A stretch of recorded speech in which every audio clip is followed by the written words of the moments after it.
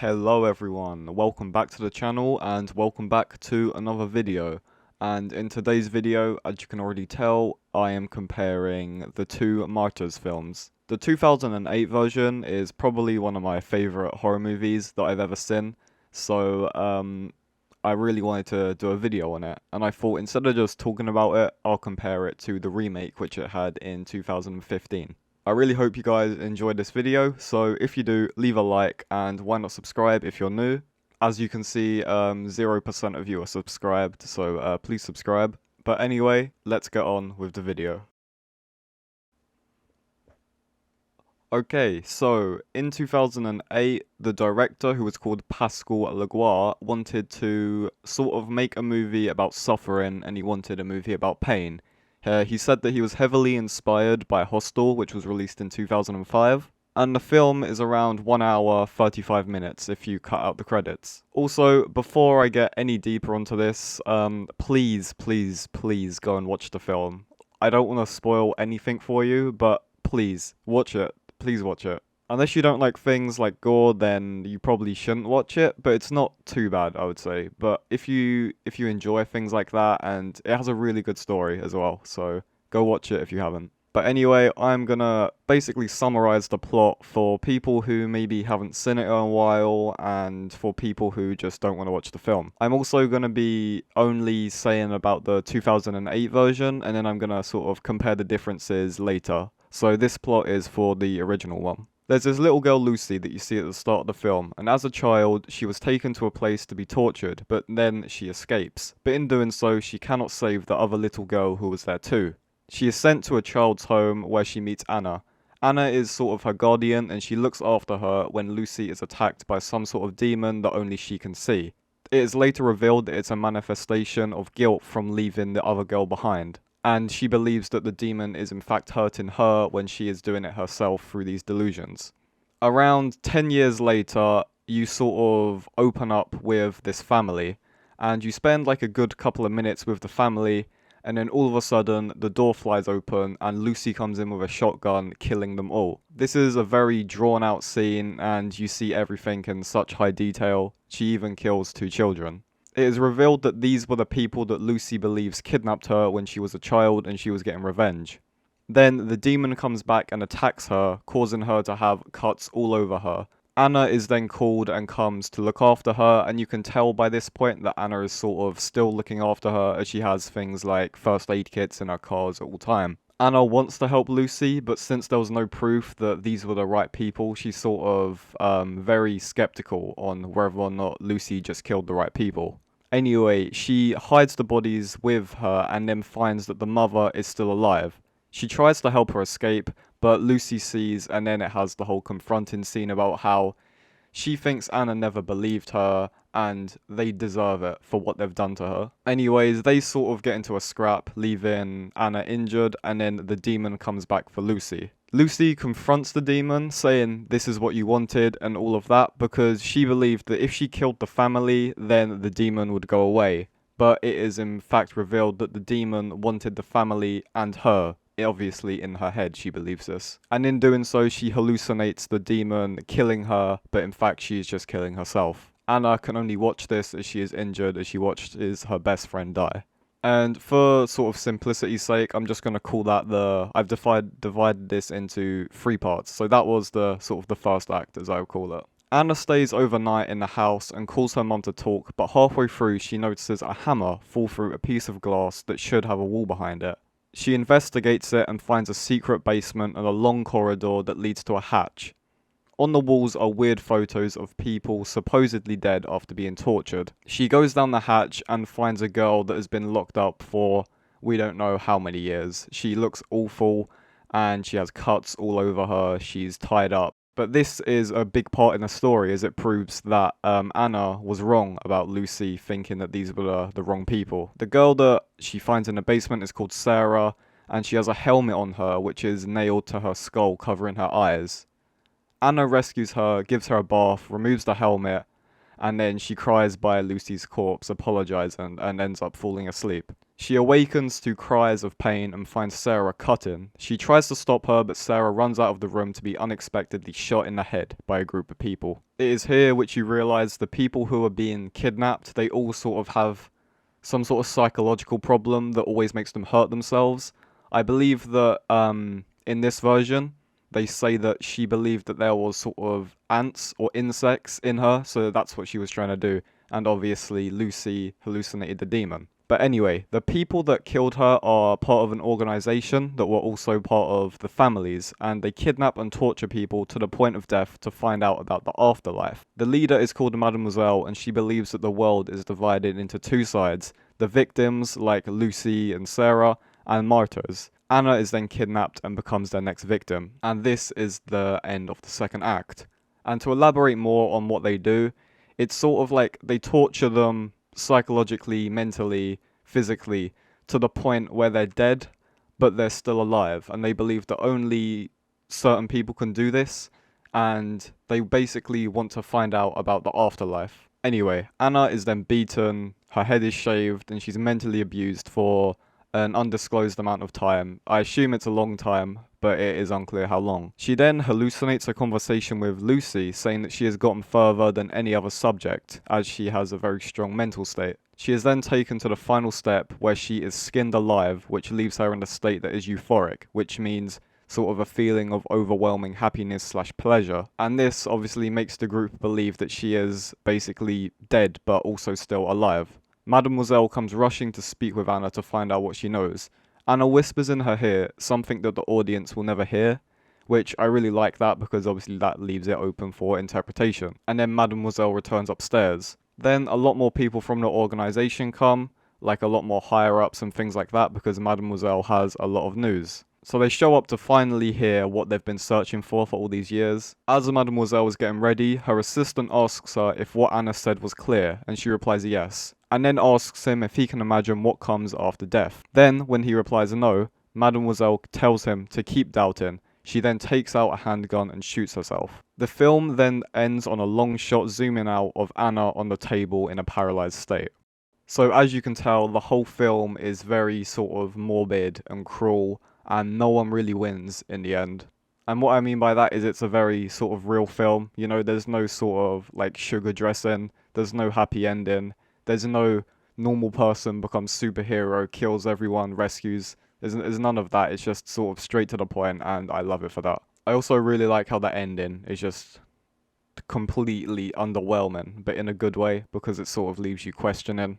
Anyway, moving on to what I love about this film. So the film is sort of divided into two parts, I would say. So the first half is like a horror. It's like a really, really good horror sort of thriller, because obviously the demon and the scenes with the demon are actually generally terrifying. They are really well done. And then obviously the second half is more of sort of a exploitation, I guess you would call it, because of all like the beating up and all that.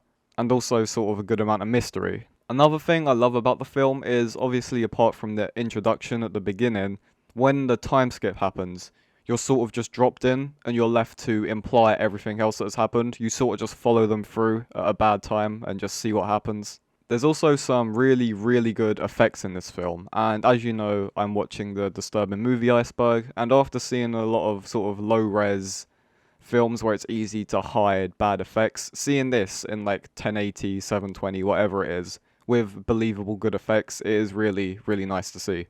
And as I said about the Human Centipede 2, I believe that this is like the right amount of sort of shocking content and also the right amount of story, to the point where the shocking content doesn't overlap the story, and it's like a good balance of both if you're into that stuff. And it is generally hard to watch it at some points, especially when the helmet is removed from Sarah, and she's in the bath, and obviously she has to pull nails out of her skull. And the story also is just a very good story, and I will say more on other stuff when I compare the films later. And I can't really say anything that I hate about it or dislike. I mean, I don't like how it's the first horror movie in a while to like actually make me scared for the characters, because I actually liked the characters in this. Do you know what I mean? It's like in a lot of films you don't really care for them, but in this I really wanted Anna to survive, but obviously she didn't. And that about wraps up everything I want to say about the 2008 version, and I will obviously be saying more on it when I have explained to you the 2015 version. Okay, it is time. I'm finally going to speak about the remake, which came out in 2015/2016. I'm pretty sure it premiered in 2015, but didn't actually come out until 2016, so a lot of the dates online are very confusing. This version is only about 1 hour and 20 minutes long, which very badly hurts the film in a lot of ways, which I will speak about later. It should have 100% been around the same length. But now I'm basically just going to speak about some of the plot differences. Okay, so the first major one is that Lucy doesn't actually kill herself. I thought she did, and I was going to speak about how underwhelming it was because in the original she like dies in a very sort of dramatic and theatrical way, and in this version she just falls off the balcony.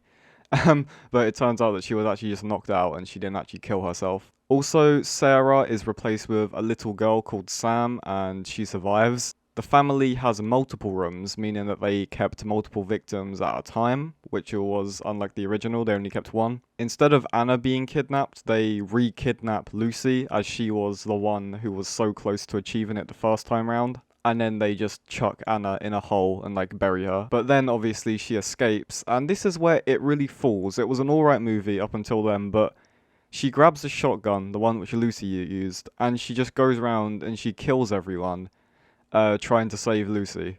Another difference, Lucy is not skinned. I think her back is like peeled off, but it's never shown, and she still enters the state, but obviously it's not as graphic as the original. And the other major difference is that Anna and Lucy do both die at the end, but they die side by side together. And also Sam escapes and supposedly gets rescued. Right, okay, I went into this film thinking I was gonna hate it, and I didn't actually hate it that much. I did really like a few things about it. What I really liked is the acting was very good, it wasn't cheesy.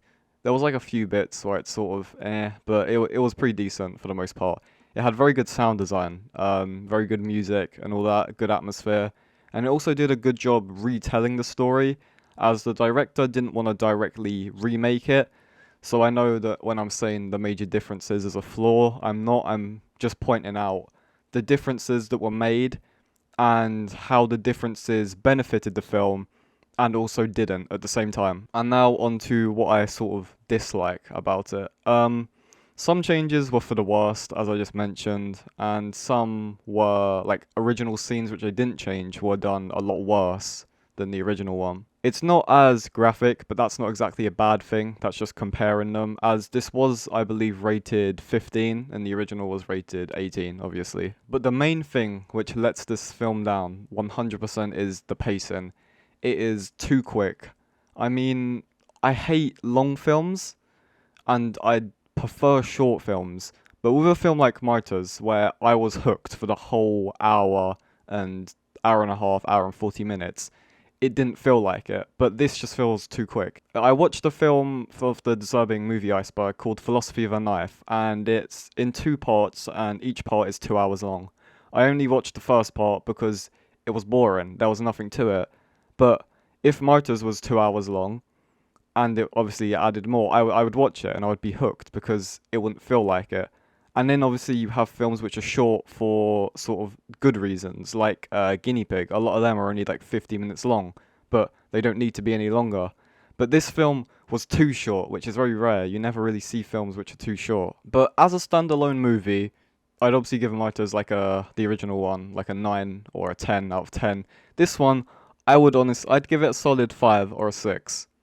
If you look at it from a standalone film and not sort of compare it to the original. I mean, it has a lot of like cliche bits, like the demon jump scares. I mean, there were jump scares in the original, but they were well done, and there was only like 2 of them. I'm not saying that the remake is littered with them, but when they do it, it's very sort of cliche and you know exactly what's going to happen. So I'm going to compare a few scenes, and I'm also going to compare some sort of sound design as well, just so that you, the audience, can sort of see where I'm coming from if you haven't watched both of the films. Right, okay, so the first one we're going to go over is the shotgun scene, which is right after the time skip. Okay, so 2008, you spend a good 4-5 minutes with the family, you get to know them, you get to know what they do, and your mind gets thinking, you know, who are this family, Are they looking after either Anna or Lucy? Are they related to Anna or Lucy? And then the doorbell rings, and you're just like, okay, the doorbell rings. And it opens, and then he gets shot, and it's very graphic, and blood goes everywhere. His stomach, it literally explodes, obviously, because he just got shot with a shotgun.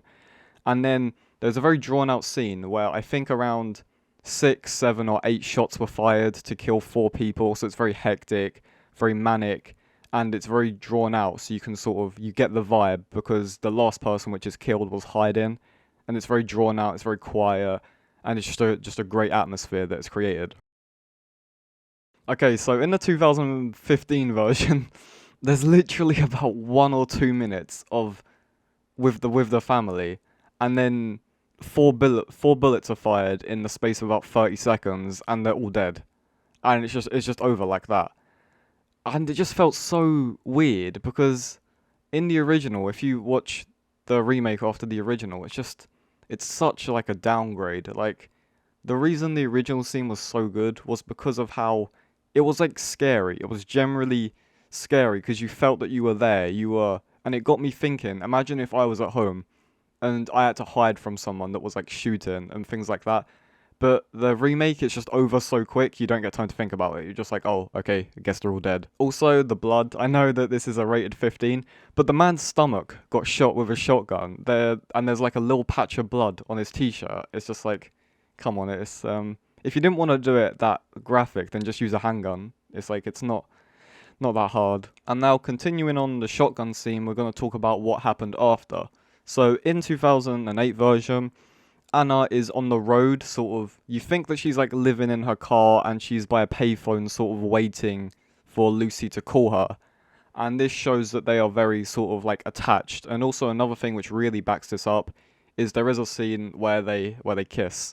And this is shown that they are very close. I mean, I know it doesn't really imply that they're in like a relationship or anything like that, but it implies that they're very close is what I'm trying to say. Also the fact that she carries around first aid kits with her and she's always constantly treating her wounds when she gets attacked by the demon. It's a very believable friendship, and it makes it even more sad when Anna has to watch Lucy kill herself. However, in the 2015 version, when Anna gets called, she is asleep at home, which we assume she's with her parents. And obviously, in the 2008 version, she doesn't get on with her mum, and her mum isn't shown in the 2015 version.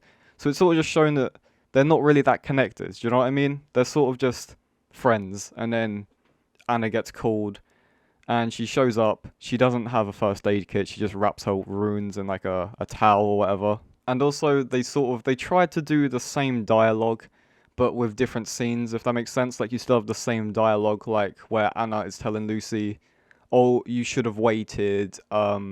We wasn't sure if these were the right people. In the 2008 version, it made sense. It made 100% sense that Lucy would be telling Anna about this and planning it. But in the 2015 version, it seems like it was just random, and then they're talking about it as if they knew it was going to happen. It's kind of weird. And also towards the end of the 2015 version, they act as if they're like soulmates and that they were meant for each other, but for the whole film they've been really like disconnected and not close at all. And this is what I mean when the time skip happened. You could tell straight away in the 2008 version that they had been together for all this time. Especially the dialogue where Anna calls her mum, and her mum says, "Are you still hanging around with that girl? She's bad for you." Things like that. It all reinforces the idea that they are really close together, but obviously in the remake there is nothing like that. Moving on to the scenes with the demon. I only really have one issue with this, and the demon scenes are pretty much the same, but the first appearance, they somehow made the jump scare worse. Yeah, I mean it wasn't really a jump scare, but like a surprise moment where you first see the demon, and it like in the 2008 version it like actually shocked me. I was like, oh my god, what is that? In the 2015 version, it's just a face, like a average face jump scare. In 2008 version, I'm pretty sure that she is like on her bed on all fours in like the creepiest pose ever, and I love it. Anyway, in the later appearances, in the 2008 version, the demon is very graphic with what it does to Anna. No, not Anna, sorry, Lucy. You can see so many scars, and she cuts open her back, and it's just really hard to watch because you can tell how much that would hurt. In the 2015 version, the demon in the entirety of the film cuts her on the arm 3 times. One on the right arm or whatever, and then 2 on the other arm. And the demon doesn't even make her fall off the balcony, what I said earlier, she does that herself. So it's just really weird, because the demon doesn't seem that much of a threat as it was in the 2008 version. Because in the 2008 version, she was hiding in like things like wardrobes and doors, and you could hear like pounding on the door. And if there was a jump scare, it carried it on. It wasn't just one bang, then silent. It was constant banging, constant noise, reinforcing how claustrophobic, how scary that moment must have been, which I really liked as well, because I haven't seen many films do that. Also, there's a serious lack of the demon. I believe that it's only shown twice in the whole film, and in the original one, it's shown about 3 or 4 times, I would say, but they're more drawn out scenes, so you see it for longer. There's sort of like I guess you would call it like a chase scene where Lucy's trying to hide from the demon and things like that. Also, this is probably the biggest problem I have with the actual story of 2015. As I said earlier, they repeat dialogue that doesn't really make any sense. They repeat the dialogue like, is this what you wanted? I've killed the family. But in the 2015 version, one, it is never shown that Lucy was with another girl when she was kidnapped. And 2, it is never shown that it was a manifestation of her guilt. You just think that she's crazy. And that concept in the 2008 version, I thought was amazing. And I really enjoyed that. I don't know why, but I liked that so much. And I was really angry when they hadn't included it in the remake. And now moving on to finding Sam slash Sarah, whatever you want to call her. Obviously, in the 2008 version, as you've seen, I've shown a few photos, Sarah is completely destroyed, just looks awful, and you feel bad because of how long she's probably been down there. In the 2015 version, however, she goes into a room and there's a girl with like a bit of dirt on her face, and that's about it, and like with rough hair. It looks like, is it Mama? Yeah, Mama. You know the kids in the cabin at Mama when they find them. They look like them. Like, they don't look like they've been beaten. They just look dirty. That's what Sam looks like in 2015. Literally just looks like she had another shower. But maybe, given the film some leeway, maybe she was only been kidnapped for like a few weeks or something. But either way, it's a very different approach to it. And now moving on to sort of the ending part and the last few scenes. In the 2008 version, Anna's on her own. Lucy's gone. Sarah's gone. And everyone around her is part of the society. There's no hope for her, and she's on her own. And deep down, you know that, but you still have some hope that she might escape. But obviously then when she gets skinned, you know that doesn't happen. All the main characters die in horrific ways as well. Lucy kills herself from a delusion. Sarah is shot moments after that she's set free, and you think she's about to have a happy ending. And obviously Anna, maybe she had the best death because she was euphoric and obviously entered the afterlife or whatever. But anyway, she still died. That's what I'm trying to say. Anyway, in the 2015 version, it's just like, Anna saves the day. This is awesome. She grabs a shotgun and manages to kill around 5 to 6 people, members of the society, whose job is apparently to torture people, and they can't get rid of one girl. But okay. And then she dies next to her BFF, who she apparently loved so much, and Sam gets away. Woo, happy ending.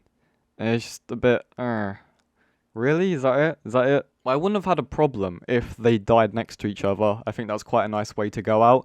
The main problem I had was how she turned into like the Terminator and just killed everyone she came into contact with. It just didn't make much sense to me. She got stabbed or shot, I can't remember, once, and then she died from that. But she somehow managed to kill loads of people. And then there was also this one person. I guess that they got saved after, but as I said, there was a lot of people that the family had kidnapped in the remake. There was a few people which Anna went past and was like, "Oh, I'll come back for you. I'll come back for you." And I'm assuming that Sam obviously got help and come back to them, but they were never seen again. But again, the remake wasn't bad. I'm just sort of, because obviously it is a remake. I'm comparing where the original one did it better, and I believe there is a few areas where the remake did a few things better. I believe that it played into the society more, as there was a lot more of them, and it played into sort of a religion thing.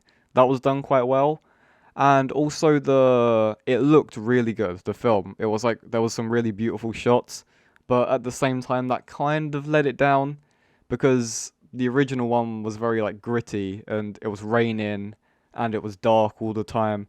And in the remake it's like sunshine and everything. I mean, yeah, it makes for a good shot, but it doesn't really suit the genre of the film that well.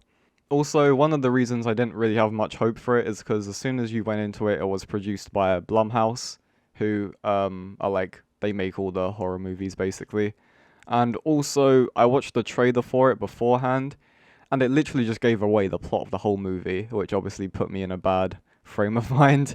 And it's also produced, I think, by the same person who did The Conjuring, which people on this channel know that I'm a huge fan of. I love The Conjuring. Anyway, now I'm going to move on to the last part of my comparison, which will be the sound design. And I know that I said that the 2015 version had some really good sound design, but it has it in good places.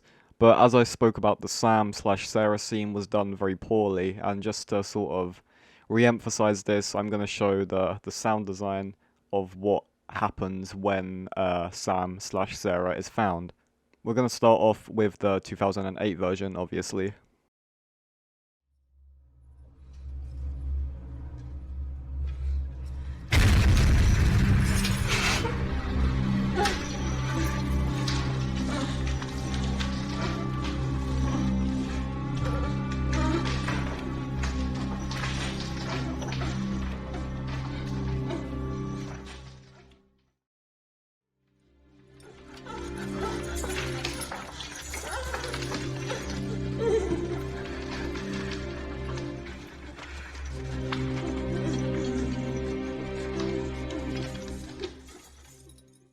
And now we are going to do the 2015 version.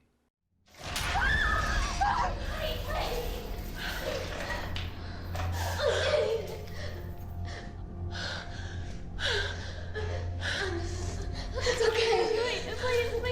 Please don't hurt me. No, I won't.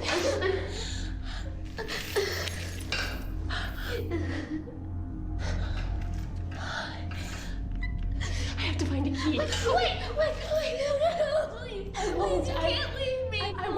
I won't. I promise. Wait.